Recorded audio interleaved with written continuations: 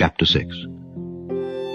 And it came to pass on the second Sabbath after the first, that he went through the cornfields, and his disciples plucked the ears of corn, and did eat, rubbing them in their hands. And certain of the Pharisees said unto them, Why do ye that which is not lawful to do on the Sabbath days?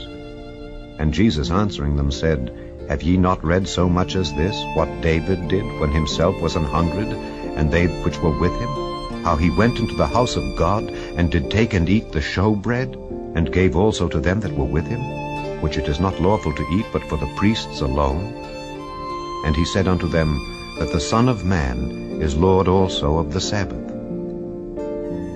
And it came to pass also on another Sabbath, that he entered into the synagogue and taught. And there was a man whose right hand was withered. And the scribes and Pharisees watched him whether he would heal on the Sabbath day, that they might find an accusation against him. But he knew their thoughts, and said to the man which had the withered hand, Rise up, and stand forth in the midst. And he arose, and stood forth. Then said Jesus unto them, I will ask you one thing. Is it lawful on the Sabbath days to do good or to do evil, to save life or to destroy it? And looking round about upon them all, he said unto the man, Stretch forth thy hand. And he did so. And his hand was restored whole as the other. And they were filled with madness, and communed one with another what they might do to Jesus. And it came to pass in those days that he went out into a mountain to pray, and continued all night in prayer to God. And when it was day, he called unto him his disciples, and of them he chose 12, whom also he named apostles: Simon, whom he also named Peter, and Andrew his brother, James and John, Philip and Bartholomew, Matthew and Thomas, James the son of Alphaeus, and Simon called Zelotes, and Judas the brother of James, and Judas Iscariot, which also was the traitor.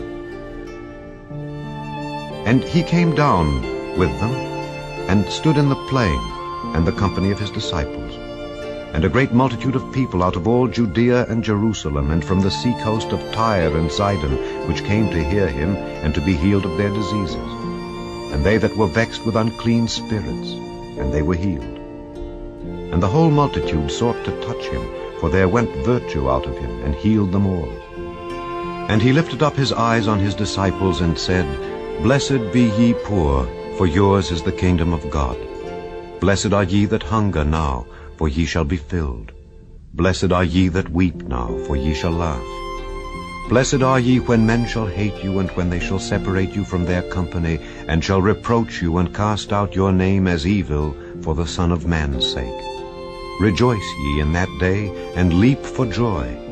For behold, your reward is great in heaven. For in the like manner did their fathers unto the prophets. But woe unto you that are rich, for ye have received your consolation. Woe unto you that are full, for ye shall hunger. Woe unto you that laugh now, for ye shall mourn and weep. Woe unto you when all men shall speak well of you, for so did their fathers to the false prophets. But I say unto you which hear, Love your enemies, do good to them which hate you. Bless them that curse you, and pray for them which despitefully use you.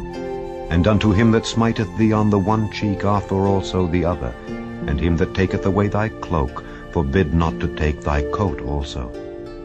Give to every man that asketh of thee, and of him that taketh away thy goods ask them not again. And as ye would that men should do to you, do ye also to them likewise.